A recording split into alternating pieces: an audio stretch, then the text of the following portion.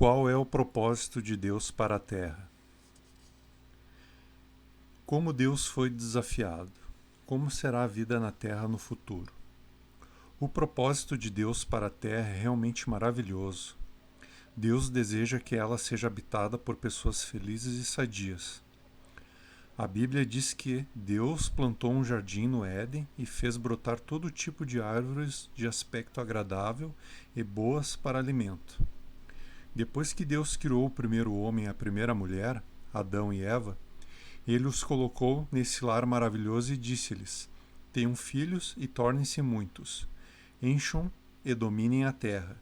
Gênesis 1, 28, 2, 8, 9 e 15.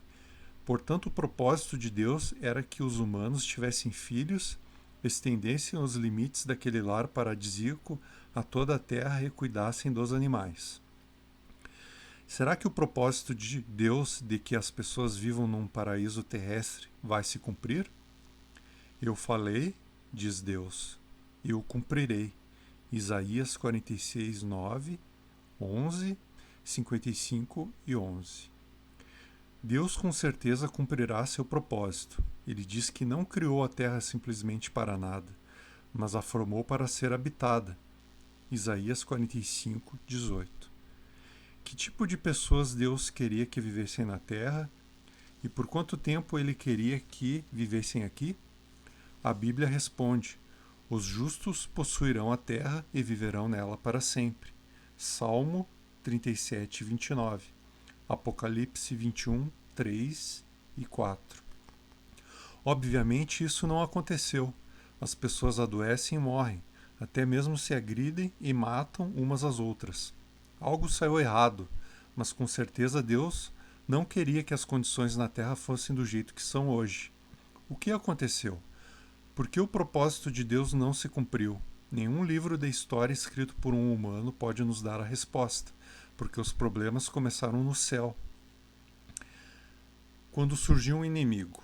O primeiro livro da Bíblia nos fala a respeito de um rival de Deus que se manifestou no jardim do Éden. Ele é chamado de serpente, mas não era um simples animal. O último livro da Bíblia identifica-o como o diabo e Satanás, que está enganando toda a terra habitada. Ele é também chamado de serpente original. Gênesis 3, 1, Apocalipse 12, 9. Esse anjo poderoso, ou criatura espiritual invisível, usou uma serpente para falar com Eva, assim como uma pessoa bem treinada pode fazer com que sua voz pareça ser a de um boneco ao seu lado. Essa criatura espiritual sem dúvida estava presente quando Deus preparou a terra para os humanos. Jó 38, 4 e 7. Mas visto que todas as criações de Deus são perfeitas, quem fez esse diabo, ou Satanás? Dito de maneira simples, um dos poderosos filhos espirituais de Deus fez de si mesmo o diabo. Como isso foi possível? Bem, até mesmo alguém decente e honesto pode se tornar ladrão. Como é que isso pode acontecer? Essa pessoa talvez permita que um desejo errado se desenvolva no coração. Se continuar pensando nisso, esse desejo pode tornar-se muito forte. Daí, se surgir uma oportunidade, ela talvez acabe agindo segundo o seu desejo. Leia Tiago 1, 13 e 15. Foi isso que aconteceu com Satanás, o diabo. Pelo visto, ele ouviu Deus dizer a Adão e Eva que tivessem filhos e povoassem a terra com seus descendentes. Gênesis 1, 27 e 28. Satanás pode ter pensado: ora, todos esses humanos poderiam adorar a mim em vez de a Deus. Assim, um desejo errado instalou-se no seu coração. Por fim, ele agiu enganando Eva por contar-lhe mentiras a respeito de Deus. Leia Gênesis 3, de 1 a 15. Desse modo, ele tornou-se o diabo, que significa caluniador. Ao mesmo tempo, tornou-se Satanás, que significa opositor. Usando mentiras e trapaças, Satanás, o diabo, fez com que Adão e Eva desobedecessem a Deus. Gênesis 2, 17, 3 e 6. Em resultado disso, por fim eles morreram, como Deus havia dito que aconteceria, caso desobedecessem. Gênesis 3, 17 a 19. Visto que Adão se tornou imperfeito quando pecou, todos os seus descendentes herdaram dele o pecado. Leia Romanos 5, 12. Pode-se ilustrar a situação com uma forma para fazer pão. Se a forma tiver um defeito, o que acontecerá com todos os pães feitos nela? Todos eles sairão com defeito ou imperfeição. Da mesma maneira, pode ser humano que herda um defeito, causado pela imperfeição de Adão. É por isso que todos os humanos envelhecem e morrem. Leia Romanos 3, 23. Quando Satanás induziu Adão e Eva a pecar contra Deus, ele estava na verdade liderando uma rebelião.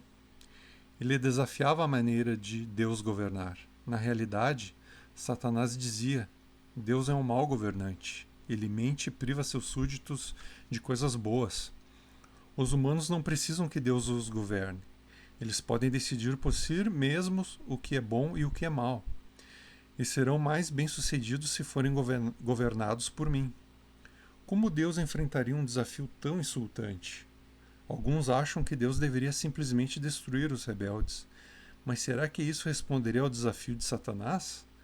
Será que provaria que o modo de Deus governar é correto? O senso de justiça perfeito de Deus não lhe permitiria executar imediatamente os rebeldes. Ele decidiu que seria necessário um tempo para responder ao desafio de Satanás de modo satisfatório e provar que o diabo é mentiroso. Assim, Deus resolveu permitir que os humanos governassem a si mesmos por um bom tempo sob a influência de Satanás. O motivo de Jeová ter feito isso e a razão de ter concedido tanto tempo para resolver essas questões serão considerados no próximo vídeo deste canal. Por ora, no entanto, é bom pensar: será que Adão e Eva estavam certos ao acreditar em Satanás, que nunca lhes fizera nenhum bem? Será que tinham motivos para crer que Deus, que lhes havia dado tudo o que possuíam, era um mentiroso cruel? O que você teria feito? É bom pensar nessas perguntas, pois cada um de nós enfrenta questões similares hoje em dia. De fato, você tem a oportunidade de apoiar o lado de Deus na resposta ao desafio de Satanás. Você pode aceitar a Deus como governante e ajudar a mostrar que Satanás é mentiroso. Leia Salmo 73, 28. Também leia Provérbios 27, 11. Infelizmente, poucos dentre os bilhões de pessoas no mundo fazem essa escolha. Isso levanta uma pergunta importante. Será que a Bíblia realmente ensina que Satanás governa este mundo? Quem governa este mundo? Jesus jamais duvidou que Satanás fosse o governante deste mundo. De alguma forma milagrosa, Satanás certa vez mostrou a Jesus todos os reinos do mundo e a glória deles.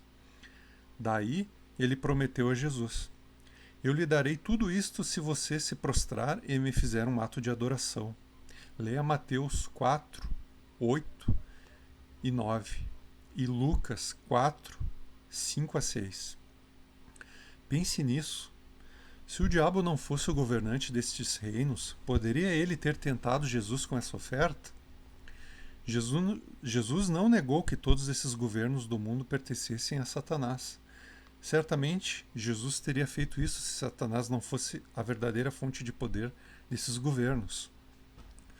Naturalmente, Deus é o Deus Todo-Poderoso, o Criador do maravilhoso universo. Leia Apocalipse 4:11. No entanto, em nenhum lugar a Bíblia diz que Jeová Deus ou Jesus Cristo seja o governante deste mundo. De fato, Jesus se referiu especificamente a Satanás como o governante deste mundo. A Bíblia até mesmo fala de Satanás, o diabo, como o Deus deste mundo. A respeito desse opositor, ou Satanás, o apóstolo João escreveu: O mundo inteiro está no poder do maligno. Leia 1 João 5,19. Como o mundo de Satanás será destruído? A cada ano que passa, o mundo fica mais perigoso. Ele está cheio de exércitos agressivos, políticos desonestos, líderes religiosos hipócritas e criminosos endurecidos. Este mundo como um todo é irreformável. A Bíblia revela que se aproxima o dia em que este mundo mal será destruído no Armagedon, a guerra de Deus. Isso abrirá o caminho para um novo mundo justo. Leia Apocalipse 16, do 14 ao 16. Jeová Deus escolheu Jesus Cristo como governante de seu reino, ou governo celestial. Muito tempo atrás, a Bíblia predisse: um menino nos nasceu, um filho nos foi dado, e o governo estará sobre os seus ombros. Ele receberá o nome de Príncipe da Paz. A expansão do seu governo e a paz não terão fim.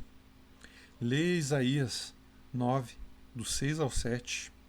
A respeito desse governo, Jesus ensinou seus seguidores a orar: venha o teu reino, seja feita a tua vontade, como no céu, assim também na terra. Leia Mateus 6:10. Como veremos mais adiante, o reino de Deus em breve eliminará todos os governos deste mundo e ocupará o lugar deles. Em seguida, o reino de Deus fará da terra um paraíso. Se aproxima um novo mundo. A Bíblia garante: há novos céus e uma nova terra que aguardamos segundo a promessa de Deus. E nesses morará a justiça. Às vezes, quando a Bíblia fala de terra, ela se refere a pessoas que vivem na terra. Assim, a nova terra de justiça será uma sociedade de pessoas que receberá a aprovação de Deus. Jesus prometeu que no futuro, novo mundo, os aprovados por Deus receberão a dádiva da vida eterna. Leia Marcos 10:30. Abra sua Bíblia em João 3:16 e 17:3 e leia o que Jesus disse que temos de fazer para ganhar a vida eterna. Agora considere a seguir as bênçãos que a Bíblia promete aos que se habilitarem para receber essa maravilhosa dádiva de Deus no futuro paradisíaco terrestre. A maldade, a guerra, o crime, a violência não existirão mais. Os maus deixarão de existir, mas os mansos possuirão a terra. Leia Salmos 37, 10 a 11. Haverá paz porque Deus porá fim às guerras em toda a terra. Daí o justo florescerá e haverá abundância de paz até que não haja mais lua, o que significa para sempre. Os adoradores de Deus viverão em segurança. Enquanto os israelitas nos tempos bíblicos obedeciam a Deus, eles viviam em segurança. Como será maravilhoso ter uma segurança assim no paraíso! Não mais faltarão alimentos. Haverá fartura de cereal na terra, disse o salmista num cântico. E superabundância no cume das montanhas. Jeová abençoará os justos e a terra dará a sua produção. A terra inteira se tornará um paraíso. Belas casas e lindos jardins ocuparão espaços antes arruinados por humanos pecadores. Com o tempo, partes recuperadas da terra se expandirão até que o globo inteiro se torne tão belo e produtivo como era o jardim do Éden. E Deus jamais deixará de abrir a mão e satisfazer o desejo de todos os seres vivos. Haverá paz entre os humanos e os animais. Os animais selvagens e os domésticos comerão juntos. Nem mesmo uma criancinha precisará ter medo de animais que hoje são perigosos. As doenças desaparecerão. Como governante do reino celestial de Deus, Jesus realizará curas em escala bem maior do que quando esteve na terra. Naquele tempo, nenhum habitante dirá: estou doente. Entes queridos falecidos voltarão a viver com a perspectiva de jamais morrer. Todos os que estão dormindo na morte e estão na memória de Deus voltarão à vida. De fato, haverá uma ressurreição tanto de justos como de injustos. Como será maravilhoso o futuro para os que decidem aprender sobre o grandioso Criador, Jeová, e servi-lo. Jesus se referia ao futuro paraíso na terra quando prometeu ao criminoso que morreu ao seu lado: você estará comigo no paraíso. Lucas 23:43. É importante que aprendamos mais sobre Jesus Cristo, por meio de quem essas bênçãos se tornarão possíveis. Vou ficando por aqui. Agradeço a todos que se inscrevam no canal e tenha uma ótima semana. Que Deus abençoe todos vocês.